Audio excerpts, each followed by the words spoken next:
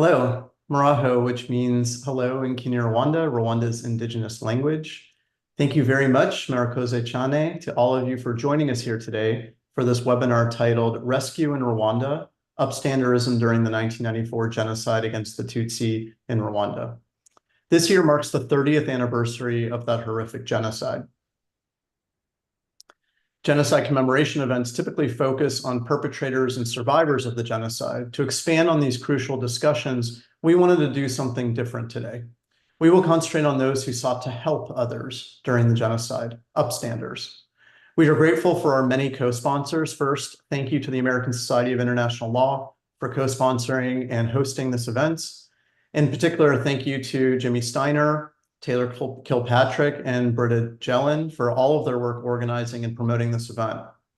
Our co-sponsors include three of the American Society of International Law's interest groups: Transitional Justice and the Rule of Law, International Criminal Law and Human Rights, the Georgia State University and its College of Law, Department of Africana Studies, Department of Psychology, Center for Studies on Africa and its Diaspora, and Institute for Women's Gender and Sexuality Studies, the Atlanta Global Studies Center, the University of Florida and its Levin College of Law, Political Science Department, History Department, Center for African Studies, and Bud Schwartzstein Center for Jewish Studies, the Aegis Trust, the International Association of Genocide Scholars, the International Network of Genocide Scholars, the Association of American Law Schools and three of its sections: Criminal Law, International Law, and International Human Rights, the Law and Society Association and its collaborative research network on transitional justice, and finally, the Association for Africanist Anthropology. I will briefly introduce our panelists and myself. Consolee Nishimwe is an author, a motivational speaker, and a survivor of the 1994 genocide against the Tutsi in Rwanda. Today, Consolee is a committed speaker on the genocide, a defender of women's rights, and an advocate for other genocide survivors. In 2012, Consolee released her memoir, Tested to the Limit, a genocide survivor's story of pain, resilience, and hope. In recognition of her courage and accomplishments, Consolee was awarded the 2013 Association for the Study of African American Life and History, ASALH, Living Legacy Award, What Better Looks Like Award, her Hero Lifetime Achievement Award from Huntington National Bank, Courage Award from Wagner College High Society, and the Recognition Award from the New York City Council. She was hailed by the Together for Girls organization in Safe Magazine issue #1 as one of 50 global heroes who helped stop sexual violence against children. Consolee currently lives in New York. Like Consolee, Freddie Mutanguha is a survivor of the 1994 genocide against the Tutsi in Rwanda. During the genocide, Freddie and his sister Rosette lost both parents, 4 sisters, and around 80 members of their extended family. Today, Freddie is CEO of the Aegis Trust, an NGO working internationally to prevent genocide and other mass atrocities through peace and humanity education, research, and advocacy. Freddie is also director of the Kigali Genocide Memorial, a final resting place for 250,000 victims of the 1994 genocide against the Tutsi, and a museum where both local and international visitors can learn about the preparation and execution of genocide and its consequences. Freddie played a key role in development of the Aegis Trust's peace education program in Rwanda. Freddie is now at the forefront of taking this successful model for peace education to other countries. Freddie holds an MBA in project management from Maastricht University, a certificate in conflict transformation and global relations from the School of International Training in the United States, and an MA in education from the University of Rwanda College of Education. Freddie is profiled in Atlanta Human Rights Museum as a prominent activist for human rights. The Justice and Security Foundation declared him as Peace Award winner for his outstanding contribution to peace. He is the chair of the board of Miracle Corner Rwanda, external advisor to the University of Southern California's Shoah Foundation Visual History Archives, and a member of the UNESCO Advisory Group on Addressing Violent Pasts Through Education. Jennie Burnet is professor of anthropology and director of the Institute for Women's Gender and Sexuality Studies at Georgia State University in Atlanta, Georgia. She is a sociocultural anthropologist whose research examines war, genocide, racial violence, peace building, reconciliation, and human rights. She is the award-winning author of Genocide Lives in Us: Women, Memory, and Silence in Rwanda. Her recent book, To Save Heaven and Earth: Rescue During the Rwandan Genocide, examines how and why some Rwandans risked their lives to save Tutsi from the carnage. Her research has appeared in Politics and Gender, African Affairs, African Studies Review, and Women's Studies International Forum. Professor Burnet's research has focused on the 1994 genocide against the Tutsi in Rwanda, its aftermath, and its long-term impacts on Rwandan society. She first visited Rwanda in 1997 and lived there from 1999 until 2001. She returns to Rwanda frequently and spent a great deal of time there in 2013 and 2014, conducting research on rescue during the genocide. Dr. Burnet holds a Ph.D. and MA in Anthropology from the University of North Carolina at Chapel Hill. She served on the board of directors of Amnesty International USA for several years and has provided expert witness testimony for U.S. immigration and criminal courts.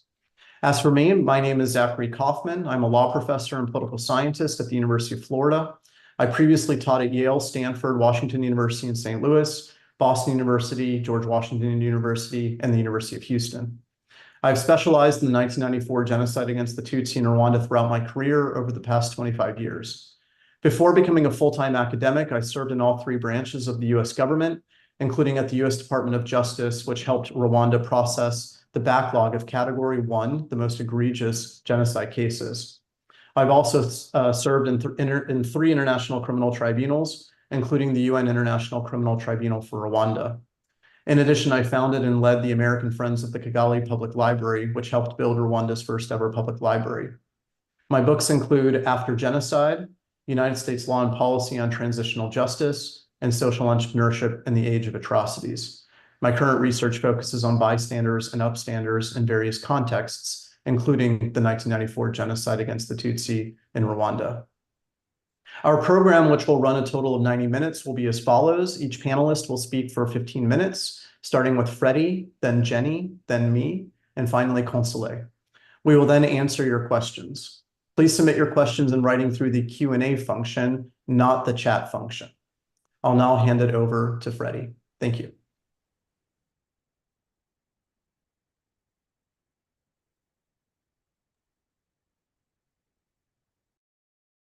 Yeah, thank you very much, Zach, for your kind introduction, and thank you very much for giving me also the opportunity to be part of this significant webinar on Upstanderism during the 1994 genocide against Tutsi.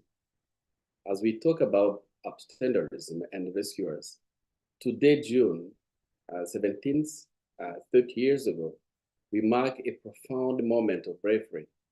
The young soldiers of the Rwanda Patriotic Front, RPF, risked their lives to rescue 2,000 Tutsis refugees at the St. Paul and Saint Famille. So we honor their courage and the unwavering spirit of all upstanders who risked their everything to save lives during the 1994 genocide against Tutsi.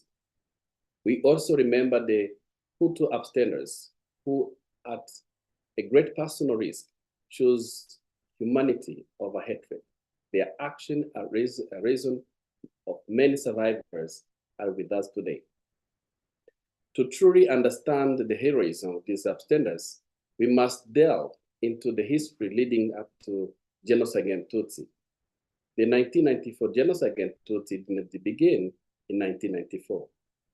During the genocide, the Western media showed Rwanda as a warring tribes, but this was not always so. The Hutu, the Tutsi, and the small Twa minority lived in Rwanda for many centuries together. Every Rwandan spoke the same language, Kinyarwanda. We shared the same culture, same values, same religion. There were no massacre between Hutu and Tutsi before 1959. In the early 20th century, Germany occupied Rwanda and then Belgium until Rwanda independence in 1962. But the damage had been done already. When the Europeans arrived in Rwanda, they changed many aspects of Rwandan life. Culture and the religion were the main target to destroy unity among Rwandans. Divide and rule politics were applied when Hamitic ideology was introduced in Rwanda. The Tutsi were considered as foreigners, originated from the Horn of Africa or Ethiopia, while the Hutu were told to be the Bantu people coming from the West Africa. And forced labor system was it was introduced in Rwanda. Unfortunately, this was blamed to the Tutsis later on.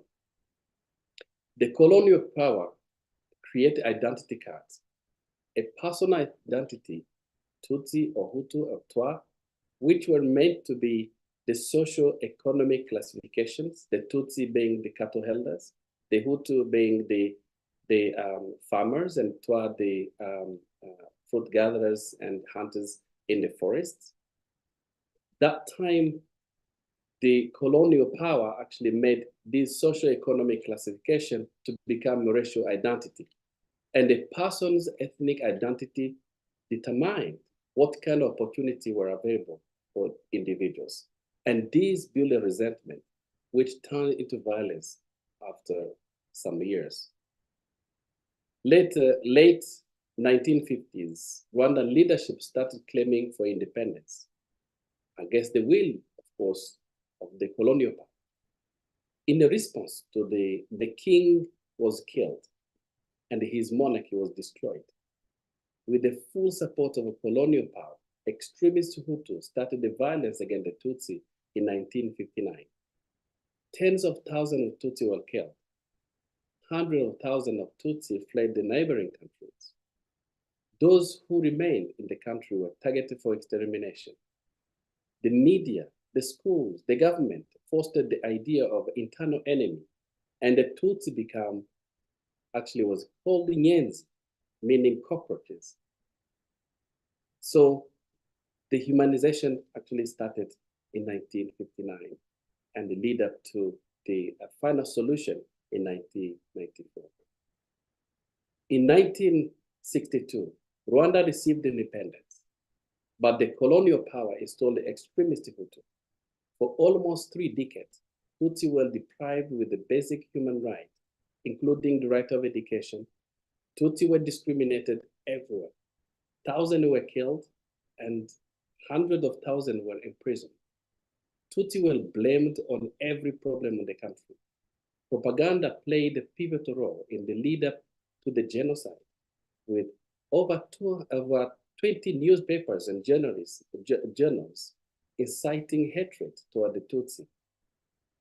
In the response to this escalating violence, Rwanda in exile formed the Rwanda Patriotic Front, the RPF, including Hutu who opposed to genocide. They launched a liberation war in 1990. Under the pressure of international community, the President Habyarimana agreed to form a coalition government during talks in Arusha, Tanzania. Though the Arusha Peace Accord were signed in August in 1993, for Habyarimana government, the ceasefire was a turn of merely a tactic to buy time. On the 9th of 6 April 1994, as the President Habyarimana was returning from further Arusha talks, his plane was shot down of Kigali. Extremists within his own cycle and his own party actually orchestrated the attack. Yet the Tutsi were scapegoated, and this actually was the full scale of genocide against Tutsi in 1994. And for 100 days, over 1 million Tutsi were brutally killed. The uniqueness about genocide against Tutsi in Rwanda is that the state involved civilians to become perpetrators. Neighbors killed the neighbors. But while many decided to kill, upstanders emerged from the shadow of fear and hatred.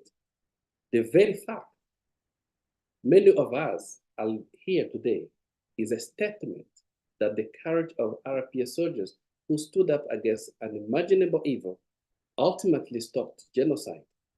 We also remember the countless ordinary Hutus who, despite immense danger, protect the Tutsi neighbors, embodying the essence of upstanderism.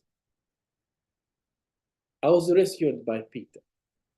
Peter was my rescuer, was my neighbor and my colleague, and he was among my rescuers. He heard me for a week and a half. But during this period, my parents, as Zach mentioned, my parents and 4 sisters were killed. When I count how many members of my family were killed in only 2 weeks' time, 80 members of my family were slaughtered in just 2 weeks. As Zach mentioned, I survived with my sister Rosette. So survivors in Rwanda, through Ibuka Association, the umbrella of the genocide survivors in Rwanda and beyond, have acknowledged and identified and rewarded thousands of rescuers in Rwanda. And this is very true and is very important for survivors because we live today and we survive today and we give our stories today because someone have done it. Someone have shown the courage to rescue and rescue us. Also, the government of Rwanda, initiated by the First Lady's office, acknowledged and rewarded those who survived, who actually saved lives and show humanity during 1994 genocide against Tutsi. They were also named the protectors of Friendship Pact due to their heroes. And this is in the Kinyarwanda, abarinzi b'igihango.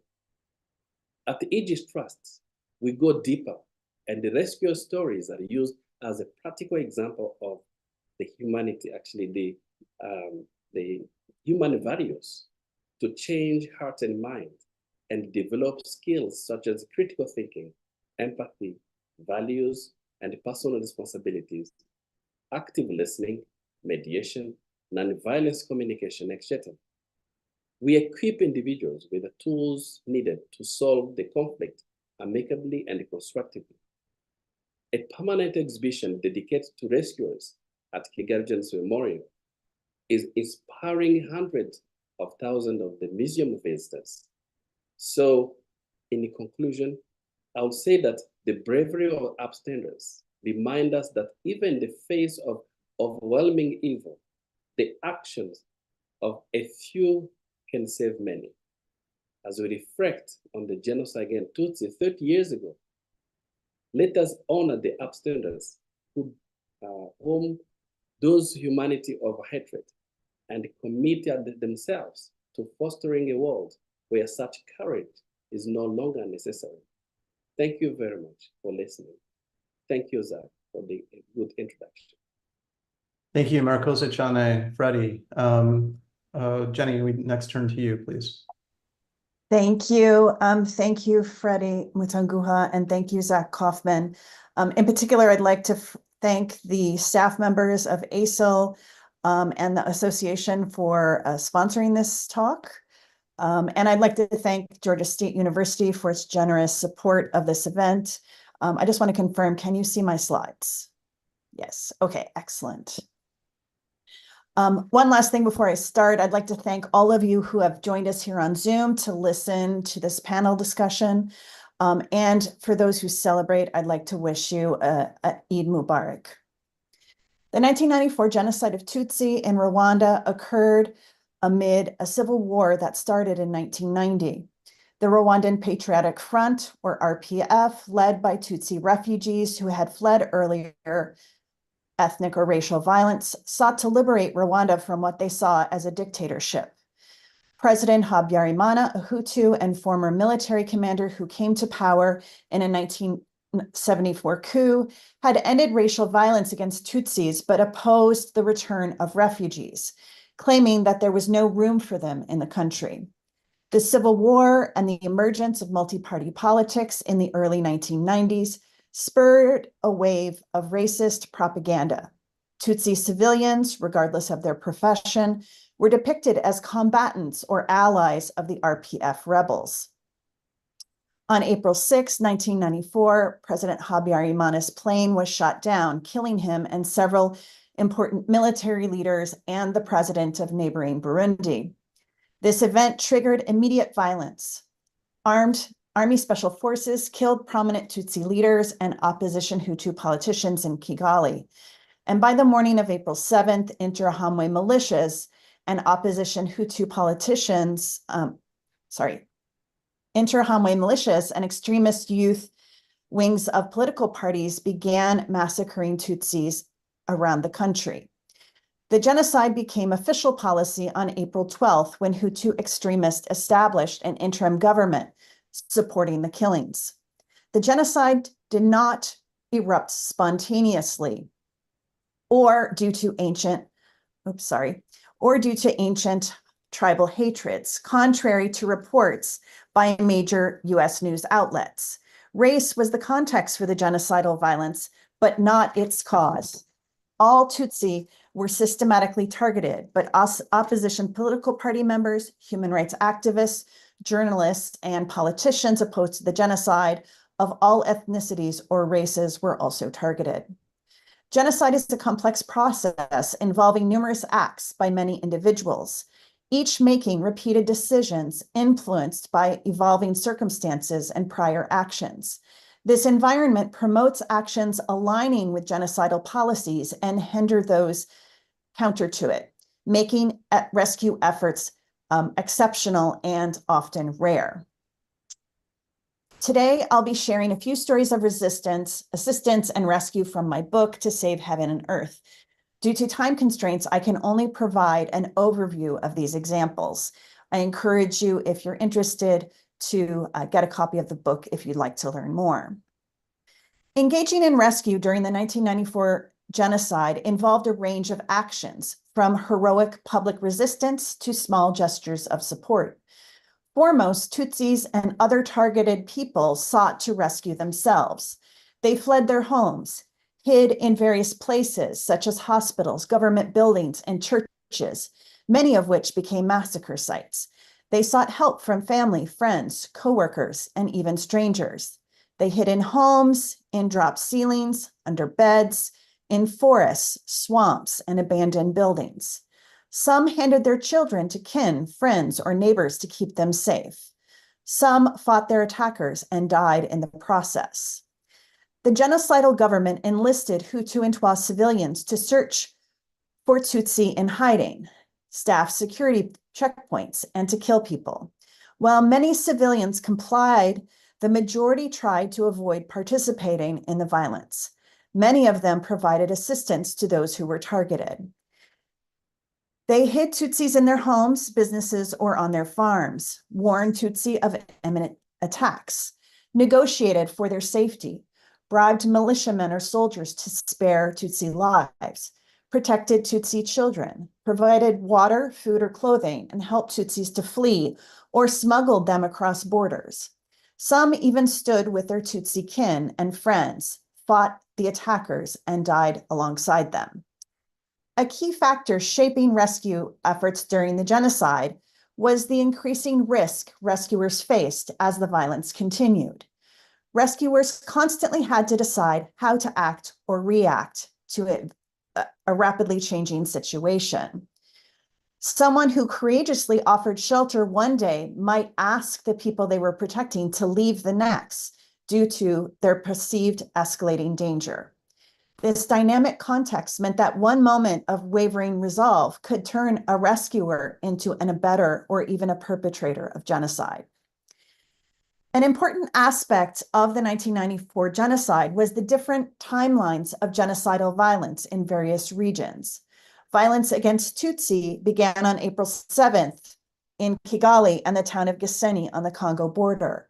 By April 10th, systematic killings had taken hold in these areas and others dominated by the Hutu extremists. By April 12th, genocide had become a national policy, except for in southern and central Rwanda, where governors had refused to implement the policy. For the remainder of my talk, I will be focusing on Nyanza, a town in southern Rwanda. In Nyanza, widespread killings did not begin until April 21st, 1994. This delay was mainly due to local and regional officials opposed to the genocide. Governor Jean-Baptiste Habyarimana, a Tutsi and member of an opposition political party, and Mayor Jean-Marie Vianney Gisagara, a Hutu whose mother was Tutsi, sought to maintain order and prevent anti-Tutsi violence. Even after genocide became national policy on April 12th, they continued their opposition. Mayor Gisagara arrested those who attacked or killed residents. On April 17th, the interim government dismissed Governor Habyarimana. On April 19th, a new governor was sworn in, and the interim prime minister gave a speech calling for a so-called final war against those who sympathized with the RPF rebels. Following this, most southern mayors returned to their communities and ordered killings, but Gisagara continued to resist. The situation changed on April 21st when a truck convoy carrying soldiers arrived in the town. The mayor fled. The new authorities urged Hutus to exterminate Tutsis and seize their property. Soldiers began killing to set an example, and local officials who had protected Tutsis under Gisagara's leadership now gave orders to kill. The soldiers and Interahamwe found Mayor Gisagara in hiding. They proceeded to torture and lynch him in a public display. Nyanza residents saw this as an invasion. The violence crushed local resistance, emboldened militiamen, and terrified Tutsis and their supporters. Many Hutu families who had been hiding Tutsis asked them to leave or even turn them over to the Interahamwe militiamen. Gisagara's lynching marked the start of the genocide in Nyanza and the end of most collective rescue efforts. Governor Habyarimana and Mayor Gisagara paid heavily for their resistance, as both were killed. But their actions saved thousands of lives. The genocide timeline in Nyanza was shorter compared to other areas, reducing the survival time needed for those targeted. The RPF rebels, who had resumed combat with the Rwandan government after the president's plane was downed, stopped the genocide in the areas they reached. They established control in Nyanza by May 30th, ending the genocide there after 39 days, unlike in other regions of the country where it lasted for 100 or more. In Nyanza, some courageous residents persisted in their opposition to the genocide after April 21st. They created safe havens in the storm on Rabona Hill, at the Centre Saint-Antoine orphanage, and the nearby hamlet of Muganda More. On Rabona Hill, on the outskirts of Nyanza town, Abel Gihanga and Ezekiel Kambanda joined forces to unify the community against genocide. Both were Seventh-day Adventists and recognized leaders in their church and on Rabona Hill, where they had grown up. These Hutu men had married sisters, Tutsi women from another district in southern Rwanda. They counseled the youth not to join in the killing and asked them to help protect Tutsis and others seeking refuge on Rabona Hill. Abel and Ezekiel united the entire community, not only fellow Seventh-day Adventists. As one resident recalled, in Rabona, people were good. They helped each other. They even helped people fleeing from other places who were looking for refuge. They showed empathy to those who needed help. It was not easy for us to survive, but thanks to our good leaders, we did. At the Centre Saint-Antoine orphanage in the middle of Nyanza town, 2 Italian priests saved the lives of more than 800 children.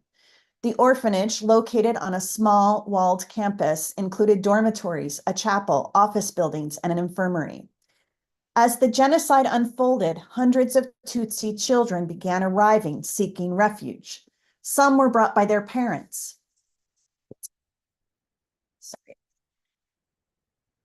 Some were brought by their parents, hoping to hide them there. Hutus brought orphans whose parents had been killed. Soldiers, national police, and government officials also brought children who had survived massacres. Some young people arrived alone, having sneaked past Interahamwe mobs, roadblocks, and search parties. The day after killings began in Nyanza, government soldiers arrived to search the orphanage for RPF infiltrators, as they stated. They warned the priests not to allow anyone onto the grounds. The priests understood this warning as a threat concerning the potential consequences of granting refuge to adults.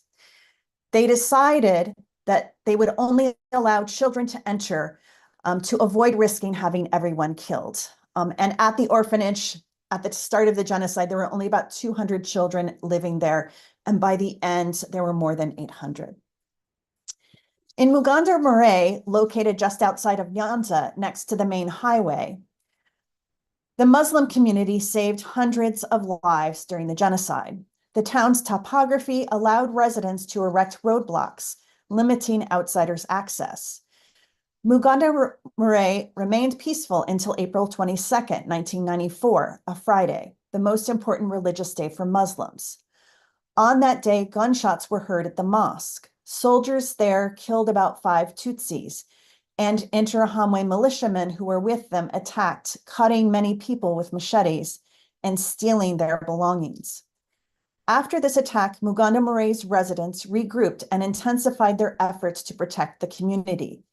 They took advantage of passageways between houses that allowed refugees to flee from one house to another during searches. Despite repeated attempts by the Interahamwe to enter and attack, they were unsuccessful.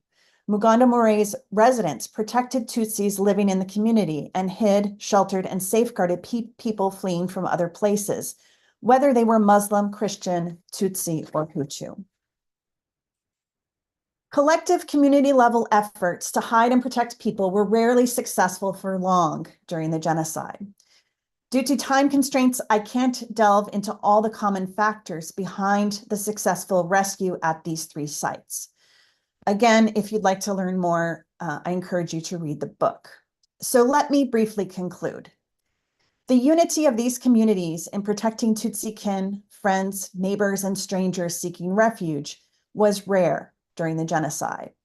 At first glance, these examples might suggest that altruism, heroism, or Upstanderism stems from religious conviction. Indeed, Ezekiel and Abel were leaders in the Seventh-day Adventist Church.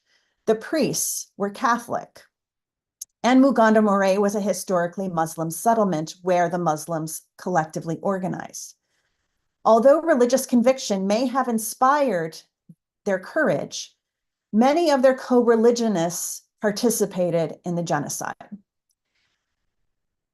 Local leaders in these cases were crucial, but they couldn't have saved people alone. This collective action of rescue wasn't accidental, nor was it predetermined. It emerged from the contingencies and interactions of people improvising reactions to extraordinary circumstances. The stories of Rubona, Muganda Murray, and Centre Saint-Antoine highlight the complex interplay of physical infrastructure, topography, social relationships, local leadership, assistance from government officials or military and police officers, luck, the power of religious belief, and incremental decision-making.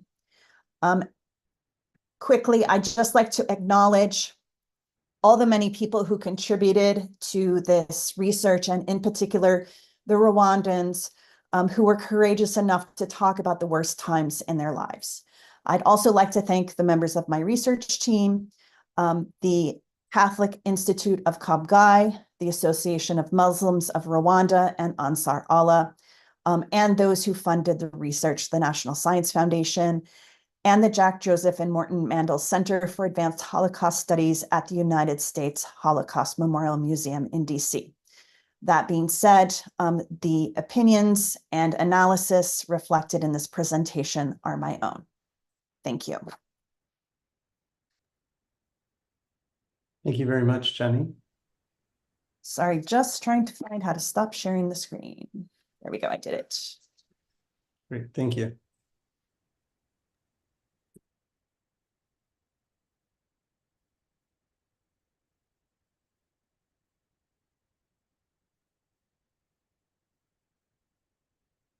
So I'm now going to speak about my current research, in which I argue that it's important to identify and honor upstanders during genocide.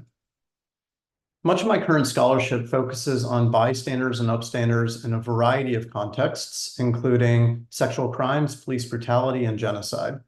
When a crisis occurs, bystanders remain uninvolved. In contrast, upstanders intervene. As Freddie and Jennie have been discussing, bystanderism and upstanderism are both significant features of genocide. Through their lack of resistance, perceived tacit approval, contagious passivity, and occasional evolution into perpetrators themselves, bystanders to genocide are crucial to enabling these heinous offenses. Yet all such mass violence also features upstanders, causing perpetrators to question their views and conduct, somewhat mitigating genocide's carnage, and demonstrating that even amid the worst of humanity, we also always see the best. Controversies over upstanderism are also vital aspects of genocide. Many alleged or proven cases of upstanderism amid the genocide in Rwanda, several of which are highlighted at the memorial and museum that Freddie leads and in Professor Burnet's book. And other such cases elsewhere around the world and throughout history raise crucial questions. What acts of upstanderism have been or could be performed during genocide? Are there different types of genocide upstanders? What motivates individuals and groups who carry out these activities? Should, and if so, how can we prod would-be bystanders or even perpetrators during genocide to act instead or in addition to upstanders, as upstanders? In identifying upstanders, what criteria and if any corroboration should be required? How can we be certain of the authenticity and accuracy of upstander claims? Should we publicly recognize and even reward upstanders and their accomplishments? And if so, who, when, where, why, and how? Given recent and ongoing alleged or confirmed genocides, these questions remain tragically relevant. My current scholarship advocates for incentivizing actors during genocide who would otherwise remain bystanders or even perpetrators to become upstanders. Among other things, I argue for the establishment of what I call upstander commissions, organizations that investigate and identify upstanders during genocide and then bestow what I call upstander prizes upon them. Upstander commissions, which would not supplant, but would rather supplement more traditional transitional justice institutions, such as war crimes tribunals and truth commissions that focus on promoting accountability for suspected atrocity crime perpetrators, would be a useful addition to transitional justice that could significantly facilitate the process of post-conflict reconstruction and reconciliation. Of course, before going down this road, we should carefully consider the pros and cons of identifying and honoring upstanders. So I analyzed potential philosophical, political, and practical benefits, drawbacks, and obstacles to doing so. Potential benefits include, first, the identification of upstanders contributes to establishing an accurate and thorough record of a genocide. Second, by illustrating that some similarly situated individuals performed acts of upstanderism while others simultaneously committed genocide or did nothing, responsibility for the offenses is drawn away from the situation or group and heaped on the individual because there were demonstrable alternatives to such actors' behavior. Third, if upstanders from within the same ethnic, political, religious, or other group that was largely responsible for the genocide are identified and honored, then that may bolster the legitimacy of convictions and punishments imposed on other members of that group who are found guilty of atrocity crimes. Fourth, identifying upstanders could help promote post-conflict reconciliation among opposing groups from during the genocide. Such identification may help reconcile the perpetrating and victimized groups by emphasizing that some members of the former proactively assisted some members of the latter. Fifth, honors for upstanders might be able to inspire or motivate future upstanders. And finally, identifying upstanders would provide the opportunity to study them, with potential practical dividends yielding active promotion of upstanderism. Understanding what factors facilitated upstanderism, as Professor Burnet was mentioning, provides the opportunity to cultivate those factors. Potential drawbacks to identifying and honoring upstanders include, first, identified upstanders may become targets of hostility. Second, if honors for upstanders are valuable, then individuals may be incentivized to fraudulently claim to be upstanders. Third, in seeking to honor upstanders, some individuals undeserving of that title may accidentally or intentionally be recognized. Finally, some may argue that focusing even partially on good diminishes or even erases the true hideousness and scale of evil. Potential obstacles, to identifying and honoring upstanders include, first, upstanders themselves may prefer, for various reasons, to remain anonymous and thus not be identified and honored. Second, there may simply be a lack of corroboration about upstanders' heroic feats. And finally, Post-genocide governments may, in good faith, prioritize other projects as more pressing than recognizing upstanders and view those initiatives as mutually exclusive, even if they are not necessarily. In a community with minimal means, as the case is in most post-genocide societies, leaders may prefer to focus their extremely limited resources and time on such activities as holding accountable suspected atrocity perpetrators, rebuilding basic critical infrastructure that was damaged or destroyed during the conflict, providing physical and mental health care to survivors, and redeveloping key civic institutions, such as the judicial system, which also may have been demolished during the genocide. Because not all upstanders are equal, grouping them together under that general category obscures their distinctions. I thus propose an original typology of such actors, which introduces greater nuance into this broad classification and provides conceptual layers for my proposed legal and policy prescriptions, which I'll share with you in a moment. I've developed so far 24 types of genocide upstanders separated into a dozen pairs.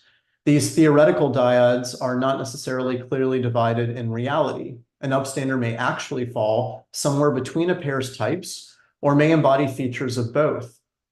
These dyads are also not necessarily static throughout the duration of an actor's upstanderism. An upstander may flow between each type within a pair at different points during the genocide. An upstander may even qualify as a different kind of actor altogether, whether victim, perpetrator, or bystander, at various times during the genocide. Because we have limited time, I'm just going to note 5 of these 12 pairs. During Q&A, though, I'd be happy to talk about any of the pairs you'll see on this and the next slide. First, in-group versus out-group upstanders. Some upstanders, what I call in-group upstanders, are members of the same community directly targeted by the genocide. Other upstanders, what I call out-group upstanders, are not. Second, defensive versus offensive upstanders. Upstanderism may focus on the one hand, protecting targets of genocide, their property or their cultural heritage, or on the other hand, attacking perpetrators of genocide or their property. The former are what I call defensive upstanders, while the latter are what I call offensive upstanders. Third, illegal versus legal upstanders. In the course of their activities, upstanders may or may not engage in conduct that is criminal, as defined by applicable law. The former are what I call illegal upstanders, and the latter are what I call legal upstanders. Fourth, pure versus perpetrator upstanders. Some actors may engage only in upstanderism, whereas others may both commit genocide-related crimes and act as an upstander. The former are what I call pure upstanders, while the latter are what I call perpetrator upstanders. That a single actor may play multiple roles during a genocide is testament to the complexity and fluidity of both human nature and atrocity crimes. A final pair I wanted to highlight is selfless versus selfish upstanders. Some upstanders intervene without knowledge or at least consideration of carrots or sticks. Those are what I call selfless upstanders. And other upstanders, what I call selfish upstanders, are less noble and act more out of self-interest, intervening precisely because they are motivated by positive and or negative incentives. Just as there are various alternatives for designing and implementing prosecutorial transitional justice options like war crimes tribunals, options abound for planning and assembling upstander commissions. Such a commission could or could not be connected to other transitional justice institutions. It could be either an ad hoc or permanent institution. It could be domestic, hybrid, or international in scope. It could be organized and staffed by private citizens or public authorities, and it could have limited or general jurisdiction. And just like with the design of war crimes tribunals and other prosecutorial transitional justice options, each of these design options for upstander commissions carries its own benefits and drawbacks. Like with upstander commissions, there are many options for upstander prizes. These prizes could be traditional ones, such as a ceremony, honor or title, citizenship or honorary citizenship, a financial award, a medal, monument, or plaque, a plant or animal, or the naming of some sort of public infrastructure, such as a street. We could also think creatively about upstander prizes for particular types of upstanders. For example, we could think of various recognitions or incentives, other words for prizes, for perpetrator upstanders. When such individuals are found outside the country in which they perpetrated the genocide, authorities face a number of questions. Indeed, domestic authorities in the United States have made two of the following three sets of decisions. First, whether to prosecute, and if so, on what specific charge: immigration fraud and/or the underlying crime of genocide. In recognition of their upstanderism, even if it was for selfish purposes, the domestic authority may decide not to prosecute or to prosecute only for immigration fraud. A domestic authority may even decide not to prosecute at all for the underlying charge of genocide if the country doesn't exercise jurisdiction over that crime. And again, these decisions have been made, including here in the United States, not to prosecute for either immigration fraud or the underlying crimes because of the individual's upstanderism. A second decision, whether to deport or transfer the person to a foreign or international court. Again, a domestic authority may decide, and some domestic authorities have decided, not to deport or transfer in recognition of the person's upstanderism. Third, a court that does have jurisdiction over the crime of genocide may decide that the upstanderism negates the necessary mens rea or mental state required to convict for genocide. For example, given that the legal definition of genocide requires that the person intend to destroy in whole or in part the target group, perhaps the upstanderism undermines an argument that the person had that mental state. And some suspects of committing genocide in Rwanda made this exact argument in their trials. As a result, perhaps the person cannot be convicted of genocide, though, of course, they still could be convicted of other serious crimes. And as another example, perhaps, and this is something that also had been argued by some perpetrators of the genocide in Rwanda, perhaps the upstanderism should reduce the person's sentence if convicted of genocide. And that brings us to my legal and policy prescriptions. First, we should create upstander commissions and upstander prizes, and do so by law where possible and appropriate. Second, we should establish appropriate and appropriately inclusive criteria of upstander prizes. For example, we should honor in-group upstanders as well as out-group upstanders, group upstanders as well as individual upstanders, property, offensive, and attempted upstanders, as well as people, defensive, and successful upstanders, and riskless upstanders as well as risky upstanders. We should consider honoring some selfish upstanders as well as selfless upstanders, because I want to incentivize upstanderism even if it is performed for reasons that are not altruistic. We should only honor corroborated upstanders, but in doing so, accept a wide range of evidence of upstanderism. My third prescription is that upstander prizes should feature rankings or tiers, just like many civil and military honors do. We can see here that I think that each side of certain pairs should be equally ranked. However, I also think that 4 particular pairs should be tiered. Specifically, people upstanders should be ranked higher than property upstanders, risky upstanders higher than riskless upstanders, selfless upstanders higher than selfish upstanders, and pure upstanders higher than perpetrator upstanders. My fourth prescription is that upstander commissions should try to persuade post-genocide governments to cooperate. Fifth, upstander commissions should not award upstander prizes to undesiring recipients. Sixth, illegal upstanders should not be held criminally accountable. And finally, authorities should consider leniency against some perpetrator upstanders, whether pre-trial, during the trial, or post-trial. And in the Q&A, if you're interested, I'd be happy to elaborate on the circumstances in which some perpetrator upstanders might be so afforded leniency.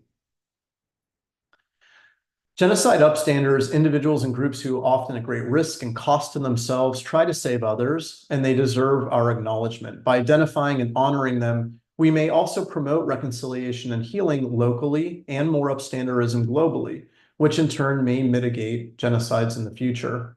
At the same time, since the proliferation of upstander commissions and upstander prizes for genocide is a novel proposal, their creation should be pursued carefully, realistically, and studiously. Given that genocide continues to rage throughout the world and that traditional transitional justice mechanisms are insufficient at preventing, stopping, or mitigating them, Local and international communities must consider additional methods of addressing such heinous crimes. Upstander commissions and prizes offer a promising means of pursuing post-conflict reconstruction and reconciliation that is complementary to more conventional options. Thank you, and I now turn it over to Consolee.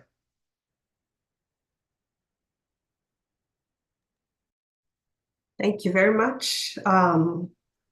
Thank you, Zach. Thank you, Ph.D. Thank you, Jennie, for your powerful presentations. I'm truly honored to be part of this conversation, important conversation. So Upstanderism, as a survivor of the 1994 genocide against the Tutsi, I feel like it's so important to talk about those who stood up to save us. We are here because of them. So it's so important to acknowledge those people. As someone who grew up in an area where the genocide was heavy, and we find a lot of Tutsis, many of them who have lost many families that are completely wiped out, which shows the magnitude of the genocide. So, but the few of us who were able to survive is because of some who were able to do differently. So I was born in a Western province, the same part of where Ph.D. was born. During the 1994 genocide against the Tutsi, I was a teenager, I was 14 years old. And at the time I had, we were 5 children in my household, and I was fortunate to have 2 parents who were teachers.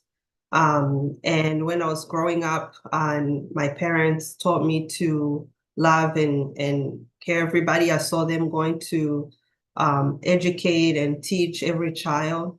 But I never imagined that we were going to see what I have seen during the 1994 genocide against the Tutsi. Those who were neighbors, those who went to school with my parents, worked together with my parents, and those who I saw at church, everyone that I hoped that they should be kind, but they have done the most horrible things that I could never imagine at that young age. So unfortunately, during that period in 3 months, I had to face unimaginable horrors like any other teenagers. And I had to see things that I would never wish for anybody to see. All of us survivors would never wish for anybody to see. That's the reason why we share our stories.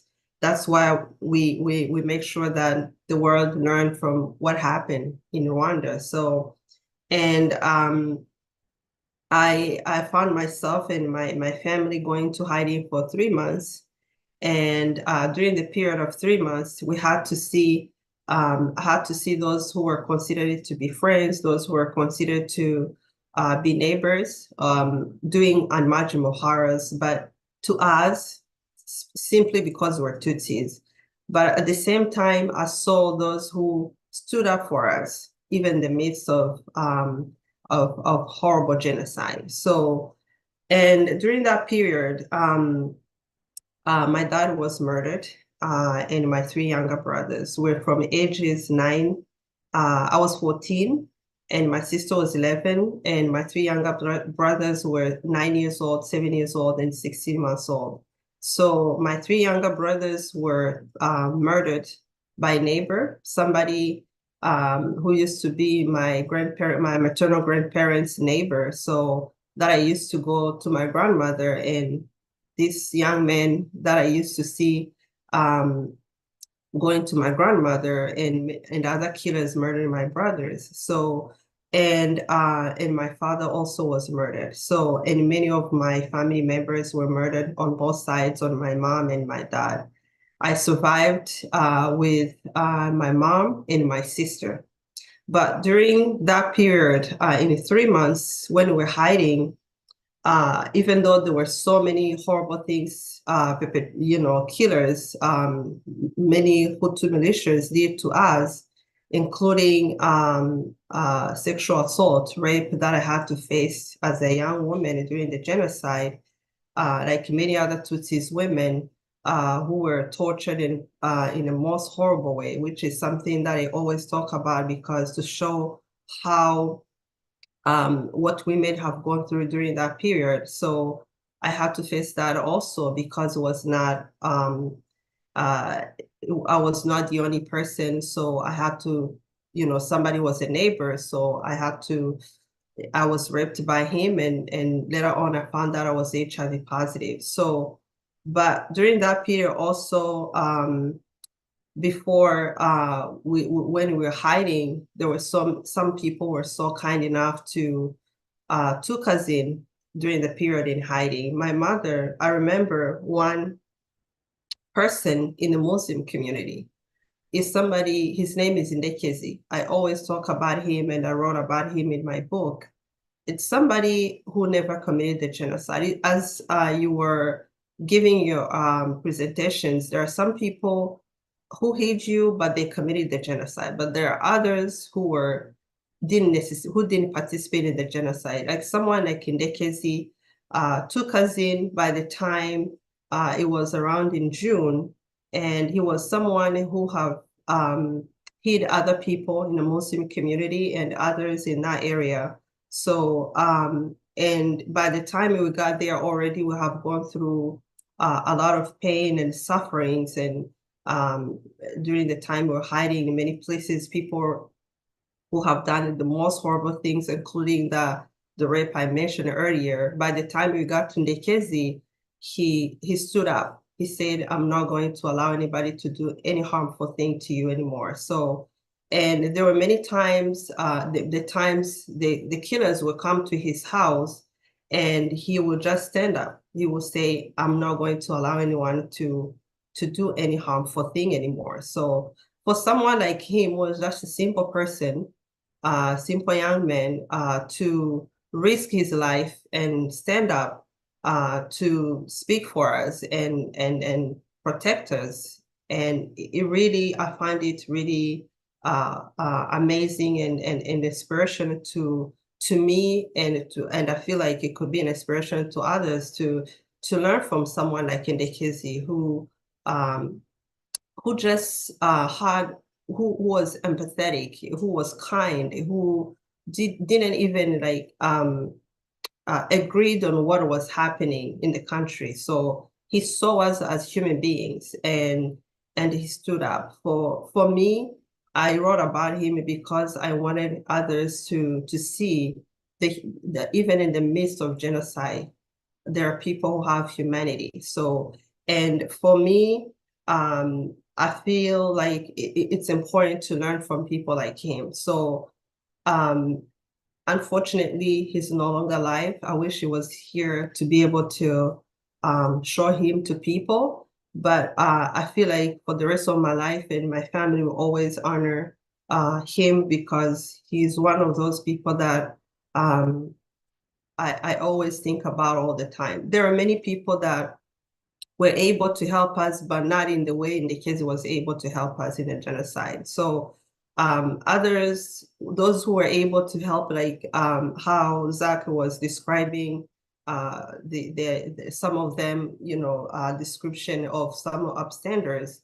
And there are others who you went to their home and they would keep you for a few days and they will refuse to keep you any longer. There are others who just even like refuse to have you in their home. Even if they were not going to do any harmful thing to you, they would refuse to help you. So many instances, because we're hiding from one place to another, going to many homes, these were neighbors, these were people we knew very well. So I tried in my memoir to describe all, the people that we're able to meet and how different they were. So, but at the end, I'm glad I was able to also tell the story of Ndekezi, how he was able to be there for us, even though it was in later on in June, because where we were, the genocide lasted longer because of zone turquoise. So, and we were not able to be rescued earlier. So, but I also I'm grateful for him and that's why we're able to even join the RPF.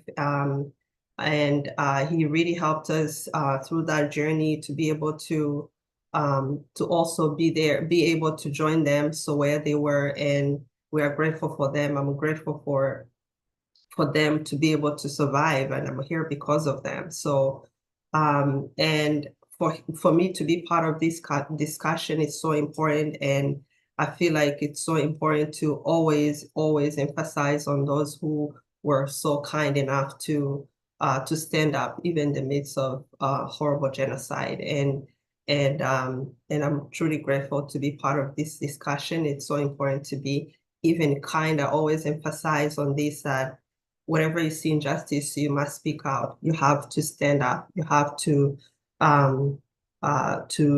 speak out and make sure that people know the injustice. So thank you so much for having me, and hopefully we'll learn some more. So the world will learn from what we have, what we are telling them about Rwanda. So thank you. Thank you very much, Consolee. We're now going to open up for a Q&A period. So again, use the button at the bottom of your Zoom screen that says Q&A to submit questions. While you're doing that, we've already received one, so I'll go ahead and answer that one. Somebody asked me to elaborate on circumstances in which a perpetrator upstander could or should receive leniency. So let me start by describing a situation in which a perpetrator upstander requested leniency and it was rejected. And I think that example is illustrative of sort of what happens or factors that we should consider. So one situation is involves Hassan Ngeze, who is the a founder and editor-in-chief of Kangura, a prominent newspaper during the genocide that played a key role in inciting and orchestrating the genocide. He was then prosecuted by the UN International Criminal Tribunal for Rwanda, and at trial, he argued that the Tutsi that he did save, and he was credited with saving some Tutsi, should negate his mens rea, his mental state, the required mental state, for convicting him of genocide. Basically, his argument is, given that I saved some Tutsi, it's impossible that I can be convicted for having the intent to destroy, even in part, the Tutsi group. And then his second argument at trial was, if you're going to convict me of genocide, then you should reduce my sentence in acknowledgement of such upstanderism.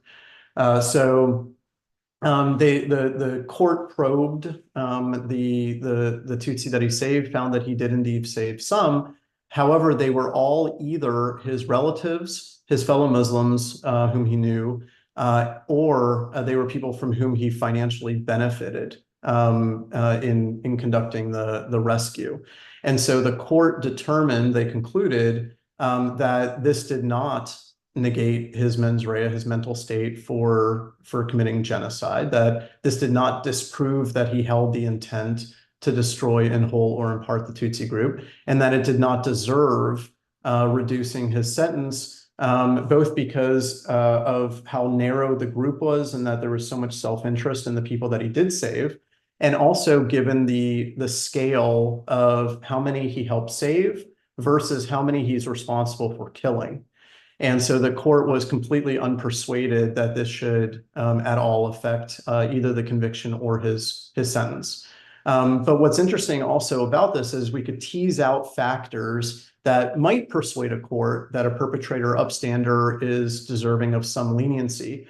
If, for example, if we talk about motivations and mental states, if, for example, the people that were saved were not individuals for whom the person had a self-interest in saving, so maybe they're strangers or others, other people for whom they don't benefit in some way, and also in a situation where the scales are more even, or the number of people that the person is responsible for saving outweighs the number of people for whom they're responsible, they have responsibility for killing.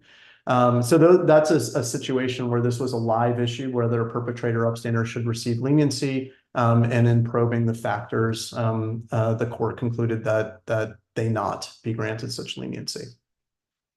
Let's go to other questions. Again, feel free to submit in the Q&A.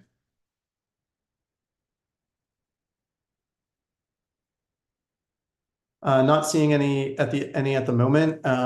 Jennie, Consolee, or Freddie, is there anything you'd like to add at this time?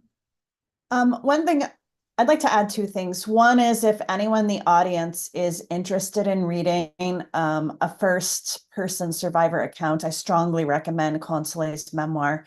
It's very well written and sensitive, and does portray these very complex dynamics of the genocide and the reality. I didn't talk much about it in my presentation. I referred to small gestures of support.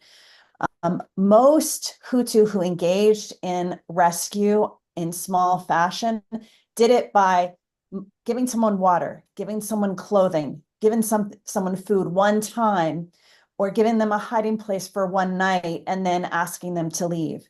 In the book, I wrestle with the moral dimensions of rescue because although those small acts added up and allowed for Consolee to survive until she found Ndekezi, I think it's of a much different scale and a much different type than the actions Ndekezi took.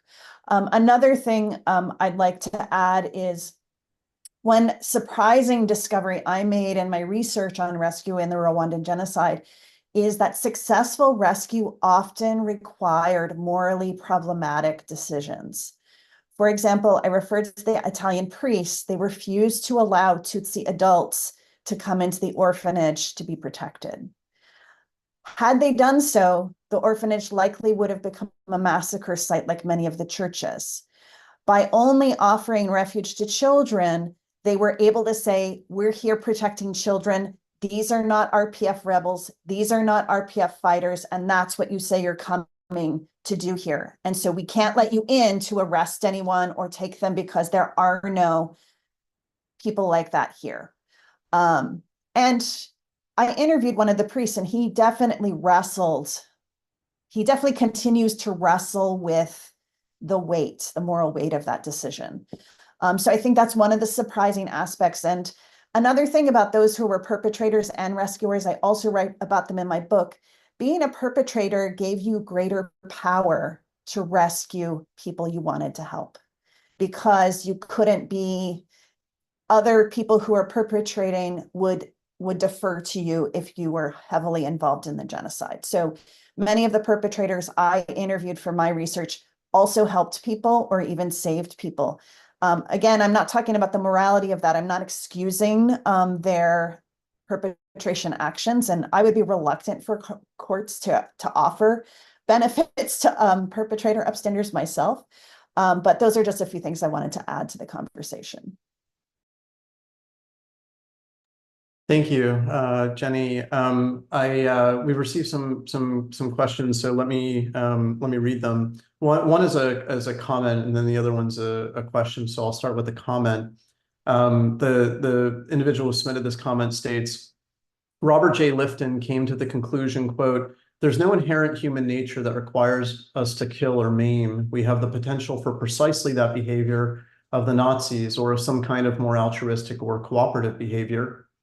We can go either way, and I think that confronting these extreme situations is itself an act of hope, because in doing that, we are implying and saying that there's an alternative. We can do better," end quote. Thank you for this amazing panel discussion. I have no question, having worked with those who were orphaned in Rwanda, I'm always amazed and humbled by the brave-hearted people who rescued others. So that was the comment. Let me turn to a question that was posed. This is from another individual. Thanks for this event. My sincere condolences to Consolee for all of her losses. Can I ask what more can be done to protect the human rights of today's upstanders? Are they usefully included in the category of human rights defenders, or do we need a separate category in human rights discourse to comprehend the specific situation of these people? Thanks. And then there's another question as well, but why don't we start with the question about protecting the human rights of today's upstanders. I'll go ahead and venture some thoughts, and then I'll turn to my colleagues here for theirs as well. One thing that I think distinguishes human rights defenders from upstanders, and upstanders, of course, are human rights defenders, is when we're thinking retrospectively about the upstanderism. In the moment, upstanders should certainly be protected, as best we can. One thing that I'm interested in is how do we recognize and honor, and whether we should even do so, upstanders after the fact, after they've completed their upstanderism, when their rights might no longer be threatened. And so I sort of see these as upstanders are a subset of human rights defenders, but the ongoing defense of human rights is something that needs to be prioritized in order to protect those individuals. And upstanders may not face those threats necessarily afterwards. They could, which is why I propose in my various prescriptions that we honor upstanders' requests not to identify or reward them because they might be in peril. But that's distinct from human rights defenders who may suffer peril ongoing. Do my colleagues here have anything else that you'd like to add about comparing or contrasting human rights defenders and upstanders?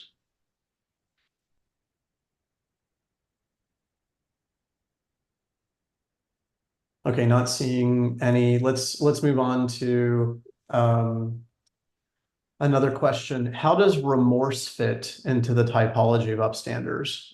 Is another question. Since this is about a typology question, I'll again sort of venture a thought. Remorse may very well fit into the perpetrator upstander, one of the 24 that I've listed, one of the 24 types of upstanders. And maybe that should be a factor that should be taken into consideration when considering whether and how to grant leniency. When I just mentioned the case of Hassan Ngeze, one of the prime inciters and orchestrators of the genocide, I mentioned two other factors, which are his motivations and also the scale compared to the scale of the carnage that he's responsible for, the scale of upstanderism versus carnage. But this individual, I think, raising this question is right, that if someone is demonstrating, if a former perpetrator upstander is demonstrating genuine remorse, perhaps that should also be factored into whether and if so, to what extent and what kind of leniency to grant. And that, of course, parallels criminal law in general, where remorse is often factored into sentencing. Anybody else would like to share any thoughts on remorse? Okay. Another question. Thank you for the important discussion. Is there a way to also apply the upstander bystander framework to atrocity prevention before a genocide occurs? I'll open up to my colleagues. Are there ways that we can think of bystanders and upstanders before the genocide fully erupts?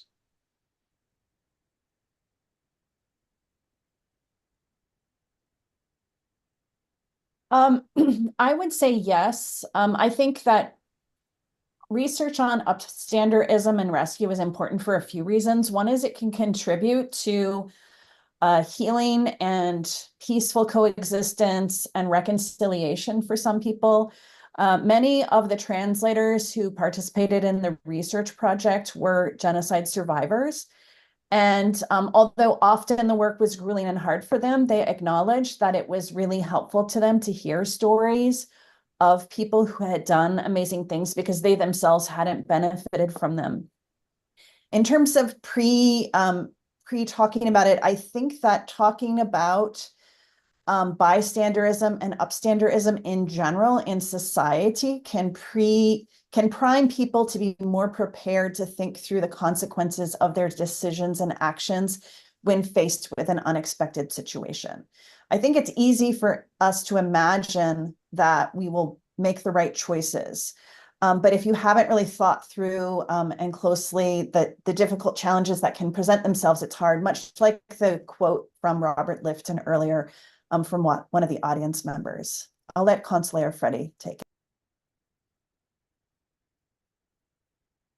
Yeah, I'll try to say a few words about this one. Is possible really to have abstainers and bystanders and to prevent genocide to occur, and this have been in the case actually in Rwanda many times. People have been actually looking at the warning signs, and they've been really speaking out, and those people who've been actually identified those warning signs and how the country is going really difficult time. Some of them actually been removed from their own work, and at the same time, others been imprisoned, or others have been actually treated as the accomplices to the to the Tutsi. So those people actually have been also informing the human rights organizations that what was going on. And I think we have people in Rwanda who've been really standing up for the to prevent this to descending actually to genocide. And I think by saying this, actually, I really want to confirm that you can be bystander or upstander during before the genocide happens, and also and actually those people who really see the injustice to being committed and speak out. For me, and that's have been actually how we describe them at the memorial. We're thinking that those people have been really been brave and speaking out on that and trying to prevent this to happen.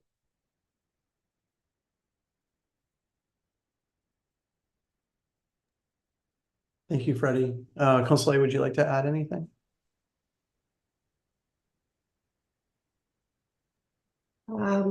You said it perfectly well, both of you, all of you. I think I don't have much to say about that, but I think it's so important to that's for me one thing that I also can add is the importance of education. So which is something the Memorial Kigali, the Aegis Trust and Kigali Genocide Memorial, all of you in educational institutions, so to learn. So for me, education is important. So that's one thing I can add. So to be able to reinforce that. Yeah. I'll add a thought as well, which is, first of all, genocides are not spontaneous. They require enormous preparation, stockpiling of weapons, creation of lists, incitement, dehumanization, demonization, etc. And given the long period of time that's required to condition a group of people to hate and then kill another group of people, and to provide the means for doing so, all along that continuum are opportunities for individuals to resist. And it's indeed arguably just as crucial, as my colleagues here are saying, as during a genocide, to resist it before it fully erupts. And so bystander, as the questioner, is asking, what applicability does the bystander upstander dichotomy, play in the before the genocide fully erupts? The answer, I think, is very clear. It's crucial. It's only because the overwhelming majority of a population does nothing that genocides are possible. If more people resisted, genocide would not be possible. It always ends up being a minority of the population that kills another minority of the population. Most people remain bystanders. But if as we're talking about through Jennie's work, through Freddie's work, through Consulé's work, more people knew about upstanders and upstanderism, and if we could teach and train people how to resist and why to resist and the means in which to do so, it's entirely possible that that would mitigate or even prevent certain atrocity crimes, including genocide, from erupting in the first place. Other questions?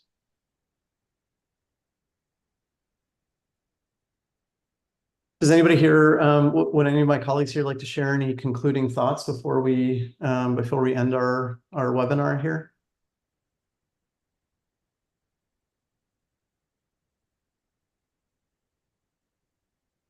Well, I want to again thank primarily the American Society of International Law for again sponsoring, organizing this talk. Mhm.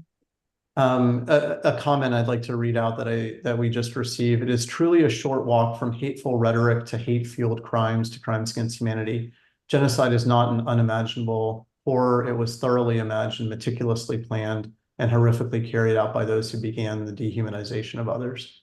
So thank you to the individual who shared that comment. Again, thank you to the American Society of International Law for sponsoring this program, for organizing it, for promoting it, making it all possible for us to be here together today. Thank you to all of you, our audience, our attendees, for being here, sharing this commemoration of the 1994 genocide against the Tutsi, for sharing your thoughts and asking some questions. Thank you to my colleagues here and my friends here for sharing their research, for sharing their experiences, as painful as they are. With us here today, Professor Burnet, Freddie Mutanguha, and Constantine Nishimwe just have my utmost admiration and deep respect. So thank you one and all for being here, and thank you as well to our many co-sponsors who I listed at the beginning of the program. Have a wonderful rest of the day, everybody, and go in peace. Thank you.